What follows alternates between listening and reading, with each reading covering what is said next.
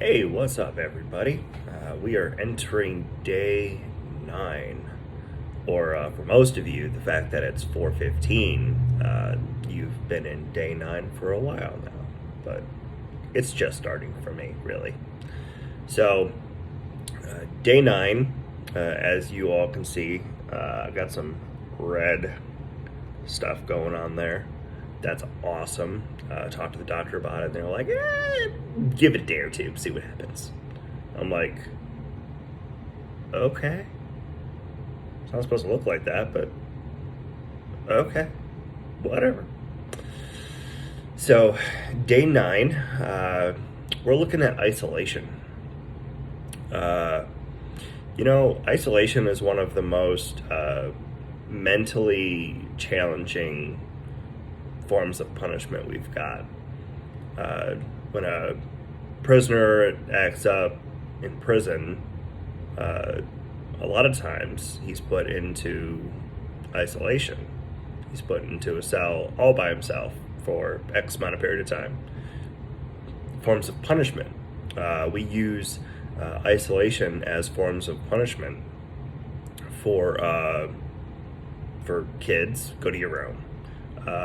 We use it for detainees. We separate them. We put them in isolation by themselves. But it really is a form of mental punishment. Not so much physical, obviously, because you're by yourself. But for a lot of people don't do well with that kind of punishment. A lot of people who are put into isolation struggle mentally a lot more, largely because we're not meant to be by ourselves like that. Some people love it. Some people love to be isolated. I watch a show about Alaska, and some of them are very isolated. Some of them don't see people. 6, 7, 8 months out of the year, they don't see people. Now, do they have contacts that they still talk to? I know one of them does, but largely they go up there, and it's dark where they live in Alaska for the dark winter period, and it takes a certain kind of mindset. It takes a certain kind of person to be able to survive in isolation. Now, I haven't been in isolation very long. I've been here.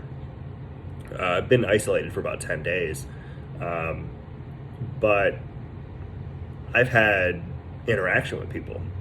Not physically, of course, but I've had people who message me. I've had people who have called me. I've had people who, send me messages and stuff on Facebook and whatnot. So I haven't been completely alone. But it is important to remember that while isolated, it's not good to isolate long-term for long periods of time. Sometimes it's necessary. Sometimes we have to draw away. Scripture tells us all the time that Christ stepped away from the group so that way he could have some time of himself, and he needed time to talk to the Father. He needed time to... A lot of people don't like the word meditate, but I think the word meditate is fine when you are in a prayer state. If you're thinking about meditation as a some sort of voodoo style, thing. No, probably not, but same goes for yoga. A lot of people are like, oh, yoga's of the devil. Yoga is about the body and getting the body in tune with itself and stretching and, the energy thing, take it or leave it. But definitely time in isolation gives us the opportunity to converse with the Father. To have a conversation about what's going on, about trusting in God, giving God the glory. In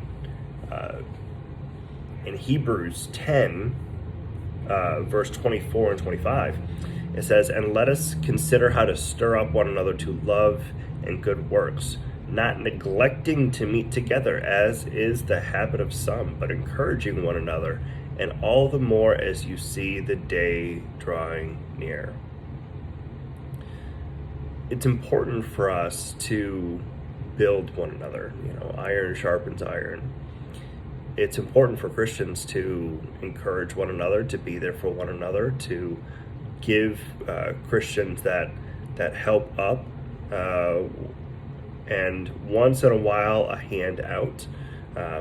I'm not too fond of handouts. I think that there is a time and place for it, but I think largely what we need to do is we need to be giving a hand up and not a handout.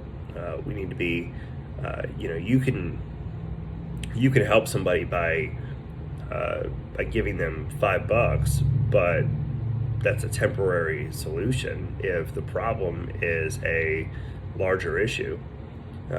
Helping someone get substantial funds by renewable sources, a job or something else, that's a help up. Helping someone find a job, helping someone with a resume, helping someone get out of a bad situation into a better situation. I think we as Christians are doing well on that, but one of the things that I'm concerned about is whether Christians are actually doing their part in their own communities. Are Christians really turning a blind eye to what's going on around them because they feel it doesn't concern them? Our community is our concern. What's going on in our country is our concern.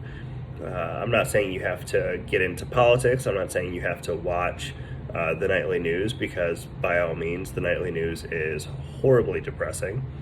But we shouldn't be isolated. Even if we do hang out with our friends, we can still be isolated. Because when we start closing our eyes to the things going on around us, we are isolating ourselves from the outside world or problems. And while we are called to not conform to this world, we are called to live here as ambassadors for Christ. And we can't do that if we're not paying attention to the world around us. We can't affect change to the world around us if we're not paying attention to it. So instead of living on an island in the middle of this country, we need to be involved, which means we need to be reaching out to one another. We need to find out not just, hey, how you doing? But, hey, there's a problem. How can we fix this problem together? And like I said, I've had tons of people reach out to me. I've not taken up everybody on their offers to bring me food or whatever.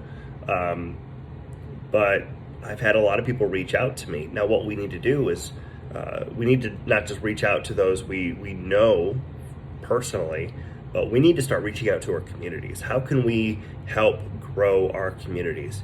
Because if we grow the community and we show the community the love of Christ, a lot of those worldly misconceptions about Christianity can be answered, and it can combat a lot of those negative feelings about the church.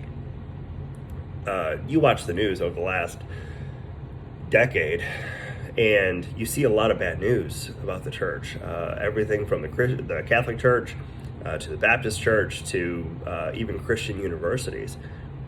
And there's a lot of negative news out there. There's a lot of negative press out there. Now, we're not perfect.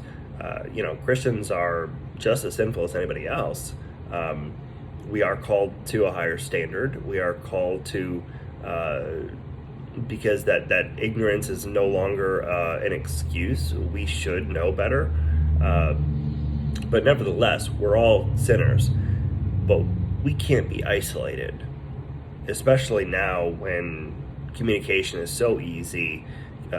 Reaching out to your communities is so easy. There's so many opportunities within our communities to be able to do so much, whether it's to help out a single mother or to help out a couple kids. In my area, we have a program called My Life Matters that helps out kids who might need that extra mentorship. We have Christian centers that help single moms and single dads and all that. But we need to be doing more for our communities. If the church as a whole started actually doing more for the communities around us, instead of leaving missions for overseas or in other places far away, if we treated the world as our mission field everywhere we stepped out the door, we could start seeing significant change. But we have to be that change. If we just close ourselves off and say, nah, it's not my problem, I tithe, I give money to the overseas mission crew or whatever, that's not enough. We need to be doing more. So don't isolate yourself. Make sure you are reaching out to other Christians. Make sure you are helping other Christians grow in their faith. Make sure that you are allowing other Christians to reach out to you so you can grow in your faith.